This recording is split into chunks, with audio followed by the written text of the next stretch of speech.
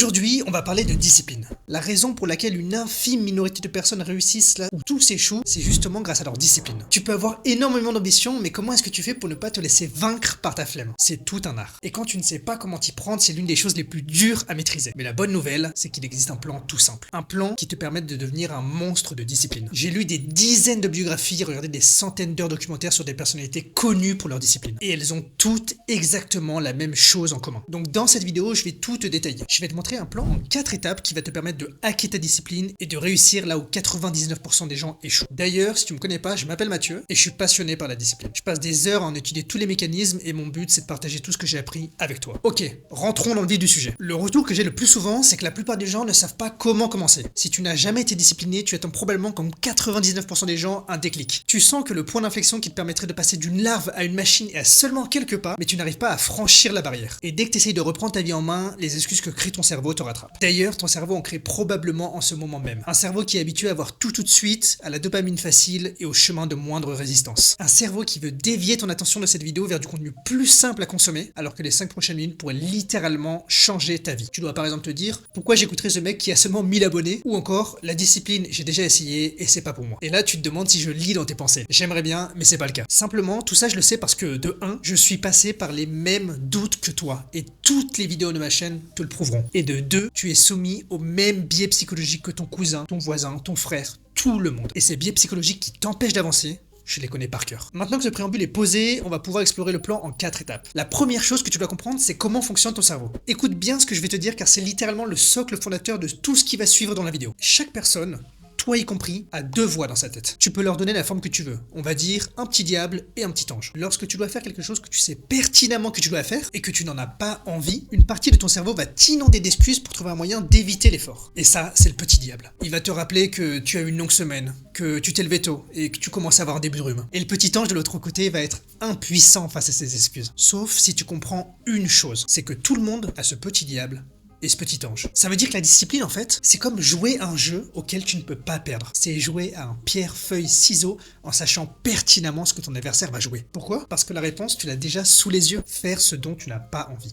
Prenons un exemple. Lorsque je me suis mis à la course à pied, j'allais courir tous les jours. Et chaque jour, le petit diablotin me bombardait d'excuses différentes. Mais j'ai compris qu'il me suffisait simplement de faire l'inverse de ce que ces excuses me poussaient à faire. Je dis pas que c'était facile d'aller courir alors qu'il faisait froid, qu'il pleuvait ou que j'avais mal aux jambes. Mais juste que la réponse à l'énigme insoluble que j'essayais de résoudre était devant moi tout ce temps. Et puisque maintenant je connaissais la réponse, j'avais plus besoin de répondre à la question « Est-ce que je dois le faire ou pas ?»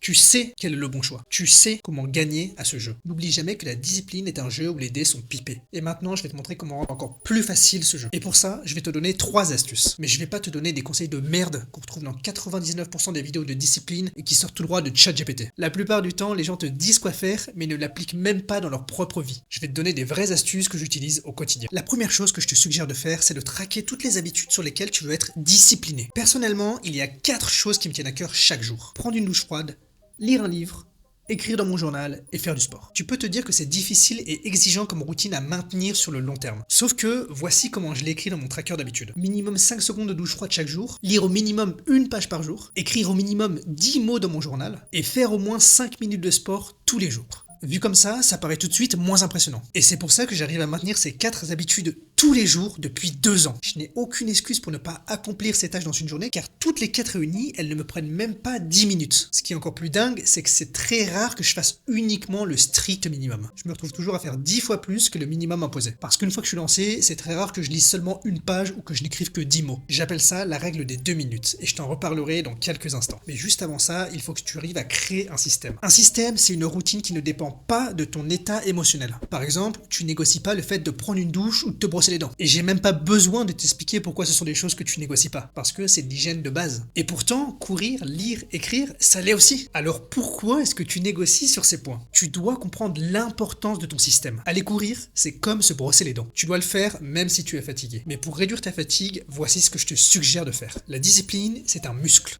Et comme tous les muscles, ça se fatigue. Donc, pour garder le maximum d'énergie, tu dois réduire les frictions au maximum en rendant facile ce que tu veux faire. Plus ta routine sera établie, plus il te sera facile mentalement de jongler d'une habitude à une autre. Si tu sais que tu veux lire le soir, mets tes livres sur ton oreiller. Si tu veux aller courir le matin, prépare tes affaires la veille et mets-les dans ton couloir. Et si malgré ça, une tâche te semble trop lourde, rappelle-toi de la règle des 2 minutes que je t'ai partagée plus tôt. Si sortir courir te semble trop compliqué, enfile juste tes vêtements de sport. Puis, sors juste en bas de chez toi. Puis, fais juste 50 mètres. Décompose les tâches lourdes que tu dois accomplir en sous-blocs de 2 minutes. Tu risques d'avoir du mal sur les premiers blocs, c'est-à-dire les 2 à 4 premières minutes, mais une fois que t'es lancé, c'est déjà gagné. Bon, avec ça, t'as déjà atteint une discipline que 80% des gens n'ont pas. Alors comment débloquer les 20% restants? Il faut que t'ailles encore un cran au-dessus en établissant ta discipline dans le temps. Pour réussir à maintenir ta discipline, je vais te donner 3 astuces. Lorsque tu vas commencer à mettre en place tes habitudes, ça va probablement te paraître très simple sur les premiers jours. Là, on est au stade 1, qui relève plus d'une motivation éphémère, une puissance qui résulte d'un changement hormonal ou d'une poussée d'endorphine. À partir de l'étape 2, généralement après 2 à 3 semaines, cette motivation va atteindre un pic, puis redescendre. Elle va redescendre jusqu'à atteindre un point critique que j'appelle la phase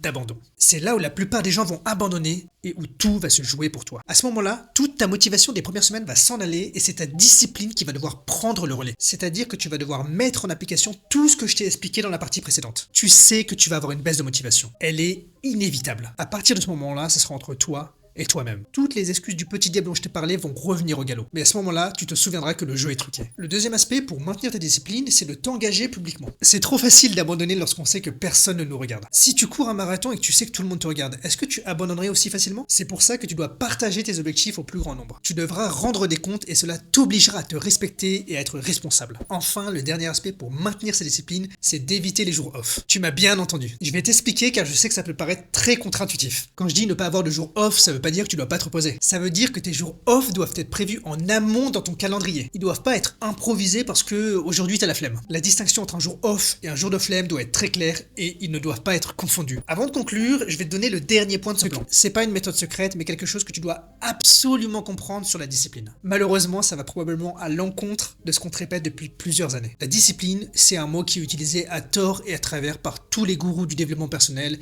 et bien au-delà. Elle est présentée comme une potion magique qui résoudra tous tes problèmes. Il y a ceux qui l'ont, qui ont tout réussi, et les autres. Tu as compris où je voulais en venir. Je vais pas te vendre du rêve en te disant que ce discours est vrai. Qu'importe ce que tu recherches dans la vie, ça ne va pas t'apporter femme, bonheur et argent comme par magie. La vie n'est pas si simple. Mais si tu as une once d'ambition, la discipline est ta seule chance de parvenir à l'atteindre. Et tu n'as pas d'autre choix. La facilité n'existe pas, et la rapidité non plus. Il n'y a pas d'autoroute du succès, et quiconque te dit l'inverse est un menteur. Être plus discipliné que 99% des gens, c'est faire partie des 1% de ce qu'on appelle talentueux ou chanceux. Mais la vérité, c'est que personne n'est talentueux sans travail acharné. Bon, je t'ai montré où commencer pour avoir une discipline et je t'ai montré comment la maintenir. Mais s'il y a 3 choses que tu dois retenir de cette vidéo, c'est ça. La discipline, c'est un muscle, c'est pas un don. C'est un art dont tu peux devenir le maître et ça va avoir un impact sur ta vie. La deuxième chose, c'est que en comprendre le fonctionnement, c'est déjà avoir fait les 3 quarts du travail. Le dernier quart, c'est entre toi et toi-même lorsque ton cerveau te créera des excuses. Enfin, être discipliné dans un système chaotique, c'est possible, mais c'est 10 fois plus dur. Alors ne te sabote pas et crée ton propre système pour t'aider à agir sans réfléchir. Enfin, et c'est peut-être le maître mot de cette vidéo, si je t'ai appris quelque chose, applique-le maintenant. Pas dans 10 minutes, pas demain, maintenant. C'était Mathieu. Ciao ciao.